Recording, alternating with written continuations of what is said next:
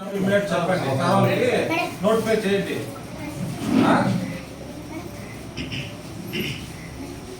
అవునా?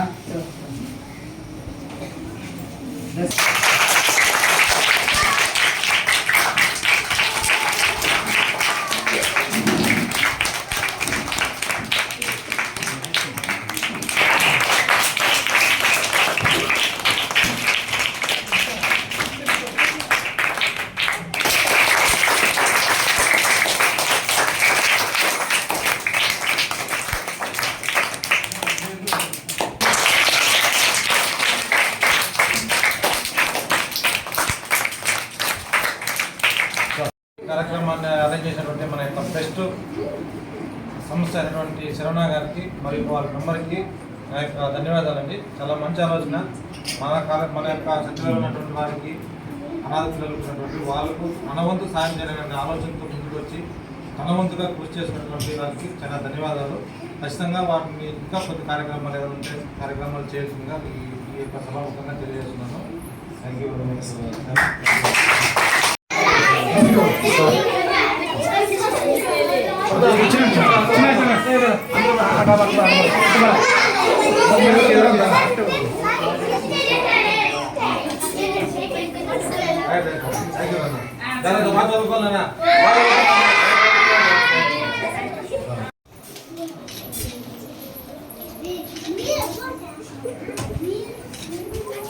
Right. That's not all of it.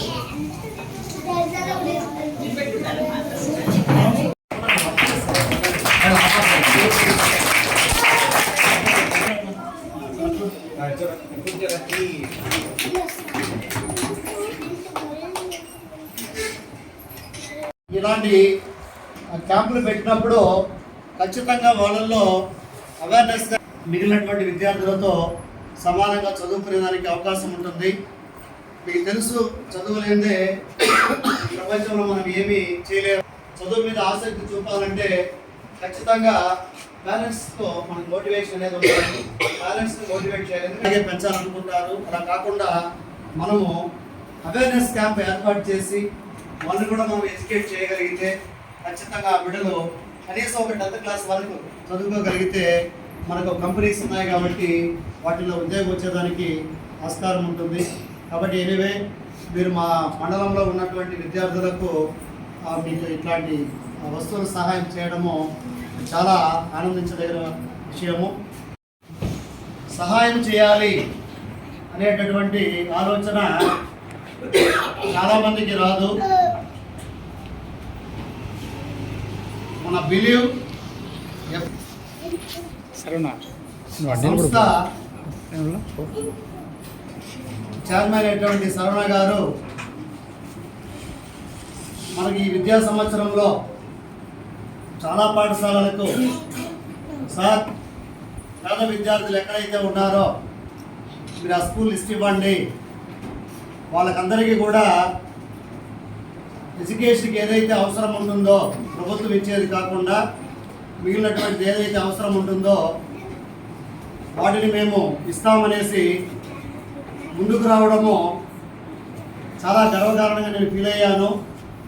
ఇప్పటికే దాదాపు మనకు 5-6 స్కూళ్ళకి ఆ సంస్థ వారు మనకు విద్యార్థులకు కావాల్సినటువంటి వస్తువులు సరఫరా చేయడం జరిగింది.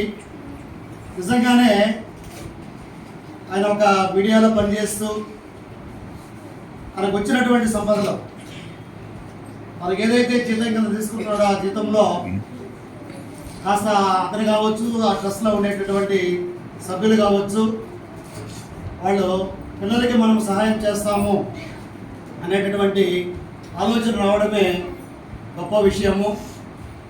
మున్ముందు ఈ ట్రస్ట్ వాళ్ళందరూ కూడా ఏదైతే మండలంలో, ఎందుకంటే మీకు తెలుసు మన మండలము అన్నీ కూడా SC ST యాప్టేషన్ ఉండేటటువంటి ప్రాంతాలు ఎక్కువగా ఉన్నాయి.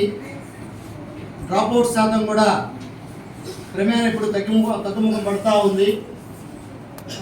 బహుశా ఈ సీజన్ అయితే మనకు ఫిబ్రవరి నెల వస్తే అందరూ కూడా ఈ ఎస్టీ పిల్లలందరూ కూడా వాళ్ళ పేరెంట్స్తో పాటు మనకు తోటలోకి